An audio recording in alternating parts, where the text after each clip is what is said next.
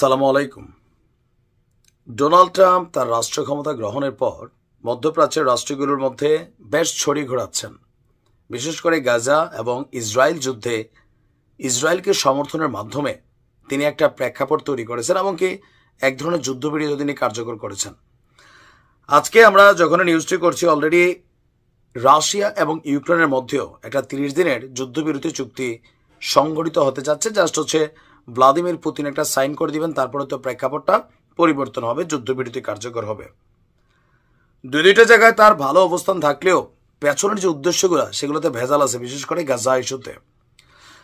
তবে ওই দুইটা দেশের বেলায় ট্রাম্পের যে ভূমিকা, সেখানে যে নতজানু তিনি রাষ্ট্রগুলোকে দেখছেন, ইরানের বেলায়ও ঠিক একই রকম একটা পদ্ধতি অবলম্বন করতে যাচ্ছে আপনার আমেরিকা। অলরেডি এটা ট্রাই করছে, কিন্তু একটা জিনিস ট্রাম্প ভুলে গেছে। আপনি যদি ধরেন ইরান আর ইউক্রেন দুইটা দেশ কিন্তু এক না,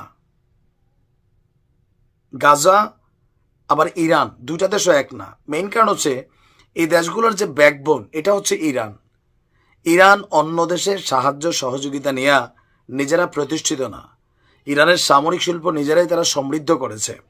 ইভেন রাশিয়া ইউক্রেন যুদ্ধে ইরানের সামরিক খাত কতটা শক্তিশালী, বা ইরান ইসরায়েল ইস্যুতেও ইরান কতটা শক্তিশালী, সেটা কিন্তু বারংবার প্রমাণিত করেছে।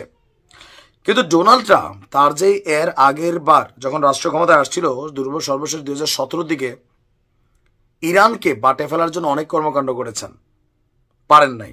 এবারও ক্ষমতায় আসার পর একের পর এক ইরান ইস্যুতে তার শক্ত ভূমিকা তিনি দেখাচ্ছেন, হুমকি ধামকি দিচ্ছেন, হ্যান করেঙ্গা ত্যান করেঙ্গা, নিষেধাজ্ঞা, প্লাস ইসরায়েলের মাধ্যমে ইরানে বড় ধরনের একটা অভিযান চালাবে এমনও কিন্তু আশঙ্কা চলছে। এই মুহূর্তে এসে ইরানের সাথে একটা চিঠি পাঠিয়েছেন গোপনে ডোনাল্ড ট্রাম্প। তো সেই চিঠির প্রেক্ষিতে ইরানের প্রেসিডেন্ট মাসুদ পেজেশকিয়ান বলছেন, ঝুঁকেঙ্গা নেই সালা।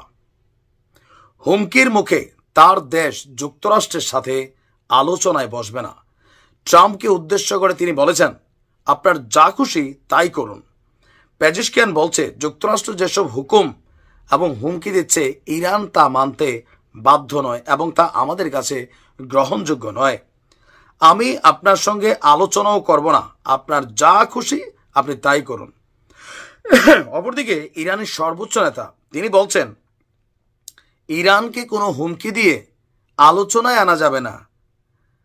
এর একদিন আগে ট্রাম্প বলছিল তিনি ইরানকে নতুন পারমাণবিক চুক্তির বিষয়ে আলোচনায় অংশ নেওয়ার আহ্বান জানিয়ে একটা চিঠি পাঠিয়েছেন।